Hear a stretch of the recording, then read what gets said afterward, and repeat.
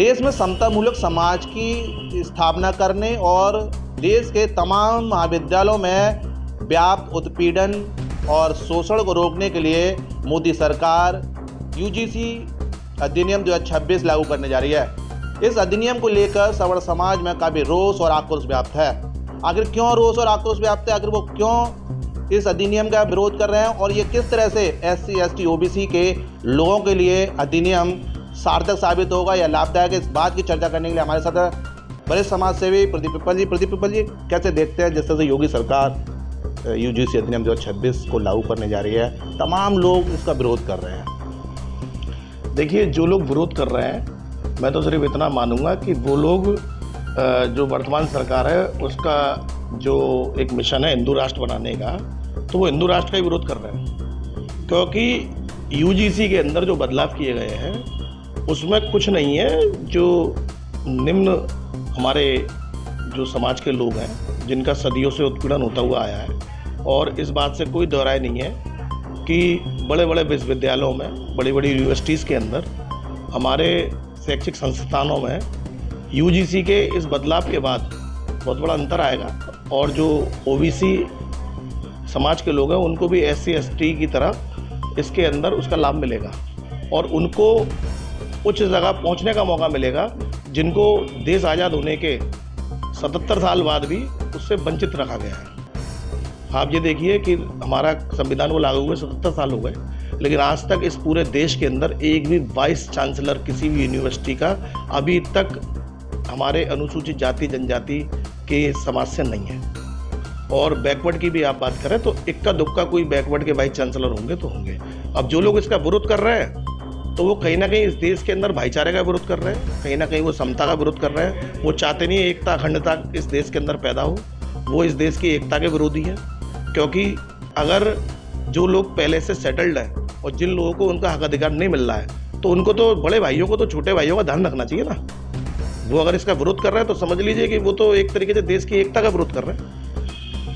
UGC अधिनियम 2026 अगर लागू होता है तो देश में एकता और भाईचारे की स्थापना होगी, और जो लोग विरोध कर रहे हैं इस यूजीसी अधिनियम 26 का, तो वो कहीं ना कहीं भारत की अखंडता, एकता और भाईचारे का विरोध कर रहे हैं। वो कहीं ना कहीं ये कह सकते हैं कि हम देश विरोधी, कहीं ना कहीं अगर कहें तो कोई गलत बात नहीं होगी, क्योंकि जहाँ योगी जी कहते हैं कि कटोगे तो बटोगे, तो उसी बात का जहाँ जब SC, ST, OBC को हम हिंदू में शामिल करने की बात करते हैं, अपना भाई कहते हैं, तो वहीं जब SC, ST, OBC के लिए यूजीसी अधिनियम 2026 लाया जा रहा है तो सवर्ण जाति के जो समृद्ध लोग हैं वो इस बात का विरोध कर रहे हैं। तो कैसे देखते हैं जिस तरह से योगी जी कहते हैं कि कटोगे तो बटोगे, वहीं हिंदू और हिंदू की कहीं ना कहीं काट करने की बात कर रहा है यूजीसी अधिनियम का विरोध करके।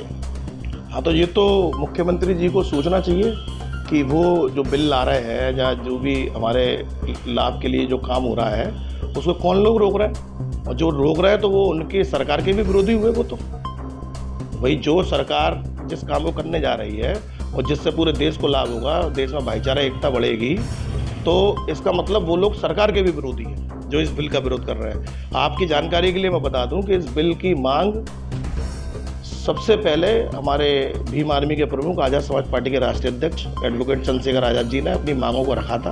उन्होंने कही थी कि SC, ST एक्ट की तरह OBC का भी एक्ट बने, उनको भी, बैकवर्ड के लोगों को भी पूरा हक अधिकार मिलना चाहिए SC, ST की तर्ज पे, जो कि इस बिल के आने के बाद शैक्षिक संस्थानों के अंदर अमल होगा, लागू होगा और इससे समता का संदेश जाएगा। यूजीसी अधिनियम 2026 में सबसे बड़ी सुंदरता ये देखने को मिल रही है कि इसमें OBC समाज के लोगों को शामिल किया गया है। अब OBC समाज भी अपने हक अधिकार की और तरक्की की बात विश्वविद्यालयों में कर पाएगा, अपने शोषण के विरुद्ध लड़ाई लड़ पाएगा, और उसकी बाकायदा एक टीमें गठित की गई हैं, कहीं ना कहीं इक्विटी स्क्वाड बनाए गए हैं, इक्विटी टीमें बनाई गई हैं जो उसमें अपनी समस्या को लेकर, अपने न्याय को लेकर बात रख पाएंगे। लेकिन फिर हम एक बात और पूछना चाहेंगे, कहते हैं प्रदीप जी, जिस तरह से यूजीसी अधिनियम 2026 लागू होने जा रहा है तो इससे क्या लाभ OBC समाज को, ST समाज को, SC समाज को मिलेगा जो पहले नहीं मिल पाता था?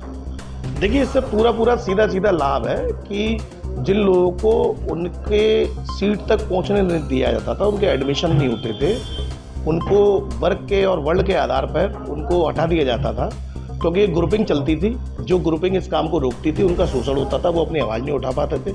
अब वो अपने हक अधिकारियों की आवाज़ उठाएंगे। जब कुलपति, वाइस चांसलर ओबीसी समाज से बनेंगे, एससी समाज से बनेंगे, तो कहीं ना कहीं वो उनके हितों का भी ध्यान रखेंगे। क्योंकि मैं नहीं समझता इस देश के अंदर कोई भी एससी, एसटी और बैकवर्ड का आदमी जो ऐसा हो जो कि इस देश से प्यार ना करता हो। क्योंकि हकीकत में इस देशभक्त की अगर आप मुझसे परिभाषा पूछे तो असली देशभक्त इस देश के मूल निवासी लोग हैं, जो कि एससी, एसटी, ओबीसी के लोग हैं, माइनॉरिटी के लोग।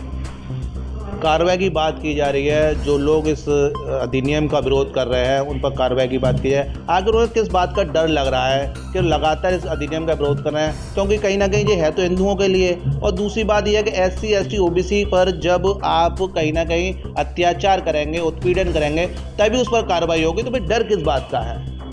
अब डर तो इस बात का, शायद वो लोग उत्पीड़न अभी जारी रखना चाह रहे हैं, जैसा वो सदियों से होता आ रहा है। वो लोग, उनकी जो दूषित मानसिकता है वो उससे नज़र आ रही है।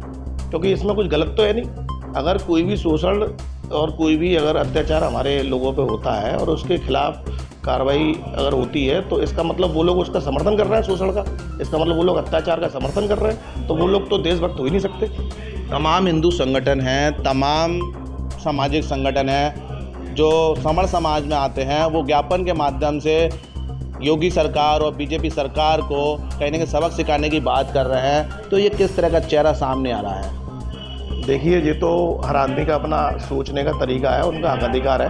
हमारा संविधान उनको भी पूरी एक अनुमति देता है और ताकत देता है कि वो अपनी बात को रख सके। क्योंकि ये देश लोकतांत्रिक देश है। बाबा साहब डॉक्टर अम्बेडकर का बनाए हुए संविधान सबके हक अधिकारों के लिए बात करता है। तो वो अपना काम कर रहे हैं। लेकिन मैं ये उनसे अपील करना चाहूँगा, अपने सब भाइयों से, कि जनरल जो हमारे कैटेगरी के जितने भी भाई हैं, कि वो इसका विरोध ना करें। वो इस देश की तरक्की के लिए, इस देश के भविष्य के निर्माण के लिए अपना योगदान दिखाएं और अपने सभी छोटे भाइयों का साथ दें, जिससे कि हक अधिकारों में अगर वो उनका साथ देंगे तो इस देश के अंदर एकता, भाईचारा पैदा होगा, जिससे ये देश तरक्की करेगा।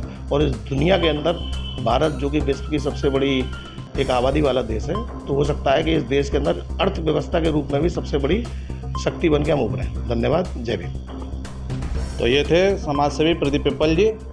प्रदीप पिप्पल जी का कहना है कि यूजीसी अधिनियम 2026 लागू होने से कहीं ना कहीं देश में एकता, भाईचारे की स्थापना होगी। और जो लोग इस अधिनियम का विरोध कर रहे हैं, तो वो लोग हैं जो देश से भले प्राचीन टाइम से चली आ रही रूढ़िवादी व्यवस्था से कहीं ना कहीं लिप्त हैं। वो ये चाहते हैं कि उनका जो उत्पीड़न है, जो शोषण है, जो समाज की अंतिम पंक्ति में खड़े व्यक्ति पर होता रहा है, वो हमेशा होता रहे। तो ऐसे लोग विरोध कर रहे हैं। अदरवाइज ये जो अधिनियम है, ये बहुत अच्छा अधिनियम है। ये समाज के जो एससी, एसटी और ओबीसी के लोग हैं, जो अब तक कहीं ना कहीं जो विश्वविद्यालय में बड़े पदों पर नहीं पहुंच पाते थे, वो अब बड़े पदों पर पहुंच पाएंगे, अपने शोषण के खिलाफ आवाज़ उठा पाएंगे, उन्हें न्याय मिल पाएगा। लेकिन जो विरोध कर रहे हैं वो कहीं ना कहीं देश के खिलाफ है, भाजपा सरकार के खिलाफ है, और ये ऐसा उनको नहीं करना चाहिए। और एक भाईचारे की कहीं ना कहीं मिसाल देनी चाहिए। क्योंकि जो एससी, एसटी और ओबीसी और अगर हम समण समाज की बात करें, तो ये सब मिलकर एक भारत देश का निर्माण करते हैं और इसकी सुंदरता हमेशा बनी रहनी चाहिए। अब फिलहाल देखने वाली बात ये होगी, जो जिस तरह समण समाज इस अधिनियम यूजीसी 2026 का विरोध कर रहा है, क्या वो इस बात को समझ पाएंगे कि हम अपने भाई का विरोध कर रहे हैं, हम अपने ऐसे व्यक्ति का विरोध कर रहे हैं जो अब तक शोषण झेलता रहा है, उत्पीड़न झेलता रहा है। ऐसा नहीं करना चाहिए। 7 इंडिया न्यूज़ के लिए भगवान सिंह के साथ गीतम से।